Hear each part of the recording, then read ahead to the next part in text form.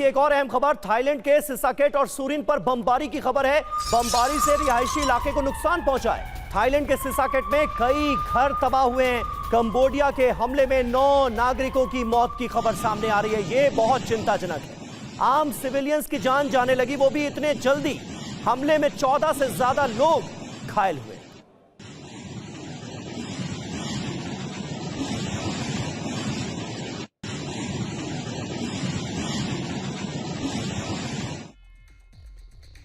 और थाईलैंड की वायुसेना का एक्शन, गाइडेड बमों से कंबोडिया पर किया गया हमला। थाईलैंड की वायुसेना ने दागे गाइडेड बम। धमाके के बाद कंबोडिया के ठिकाने धुआं धुआं हो गए।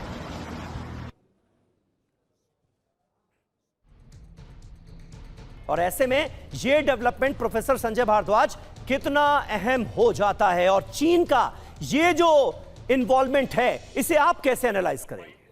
देखिए, अगर इमीडिएट कारण देखते हैं तो ये जो एमिरेट ट्रायंगल बना हुआ है, लाओस, कंबोडिया और थाईलैंड के बीच में, ये जहाँ पे बहुत सारे टेम्पल्स हैं, मनीष जी भी जिक्र कर रहे थे, हाँ। वो कॉन्फ्लिक्ट का कारण है। लेकिन इसके पीछे कारण क्या है? 2-3 कारण मैं बताना चाहूँगा।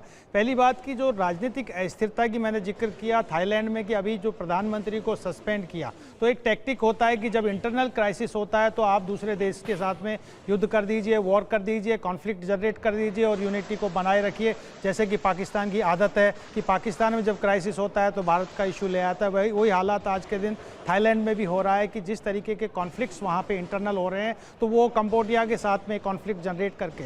लेकिन दूसरा जो महत्वपूर्ण पक्ष आपने जिक्र किया, चीन और अमेरिका बहुत बड़ा फैक्टर है। अब वियतनाम भी एक बहुत बड़ा फैक्टर है, और वियतनाम वॉर से इसके तार जुड़े हुए हैं। देखिए, बात मान के चलिए कि जो कम्युनिस्ट पार्टी और जो कंबोडिया है, वो वहाँ पे बहुत प्रोमिनेंट एक फोर्स रही है, और वो हमेशा से वहाँ के जो किंगडम है उसको चैलेंज करती रही है। और वहाँ जब से वहाँ पे कू हुआ है, तब से चाइना का वहाँ पे प्रभाव बढ़ता जा रहा है, क्योंकि कू के पीछे जो सबसे बड़ा फैक्टर था वो अमेरिका, उसमें बहुत बड़ा फैक्टर था, वियतनाम फैक्टर था। तो ये जो इंटरनल जो कम्युनिस्ट और जो कहते हैं कि लेफ्टिस्ट एक वामपंथ जो डोमिनेंस है कंबोडिया में, वो राइटिस्ट फोर्सेस के खिलाफ भी अपने आप को मजबूत करते हैं। जो राइटिज्म थाईलैंड में क्रिएट हो रहा है, थाईलैंड में जो राइटिस्ट फोर्सेस, ये तो घूम फिर कर वही चाइना वर्सेस अमेरिका वाली फिलॉसफी यहां पर भी आ गई क्या मनीष?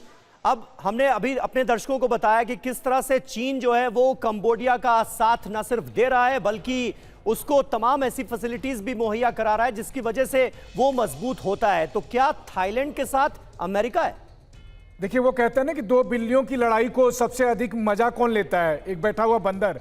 और आपको पता है, थाईलैंड और कंबोडिया की लड़ाई में जो पहला बयान आया है, हाँ। दुनिया के किस मुल्क का आया होगा? आप सोचिए। चीन की तरफ से बयान आया कि भाई तुम दोनों मत लड़ो, मैं हूं ना, मैं देख लेता हूं, तुम दोनों मत लड़ो। तो ये चीन का आधिकारिक बयान आया है। चीन के विदेश मंत्रालय की तरफ से थाईलैंड और कंबोडिया की लड़ाई पर बयान आया है, और ये पहला बयान है जो किसी तीसरे मुल्क का आया है। तो आप समझ सकते हैं कि जब आपने ही आग लगाई हो, आपको पता है कि अब कब आग लगेगी, कब फायर ब्रिगेड वाले आएंगे और कब मुझे तमाशा देखने जाना है। तो चीन का यही रोल है।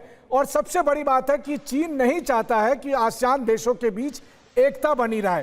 वो चाहता है कि सभी देश उसकी तरफ मुंह बाए रहे, और वो अपने विस्तारवादी नीति के तहत अलग अलग देशों पर दबाव डालता रहे। क्योंकि अगर संयुक्त तौर पर आसियान के 10 देश एक साथ इकट्ठे रहेंगे तो वहां पर चीन की विस्तारवादी नीति नहीं चल पाएगी, और यही यहां पर देखने को आया है।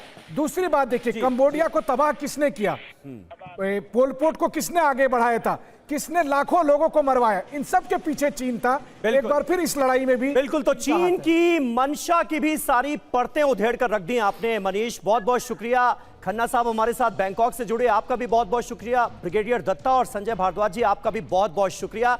तो थाईलैंड और कंबोडिया का ये संघर्ष क्यों हो रहा है, अगर आपने ये आधे घंटे का शो TV9 भारतवर्ष पर देख लिया तो सारे सवालों के जवाब आपको मिल जाएंगे। बहुत बहुत शुक्रिया आप सभी का।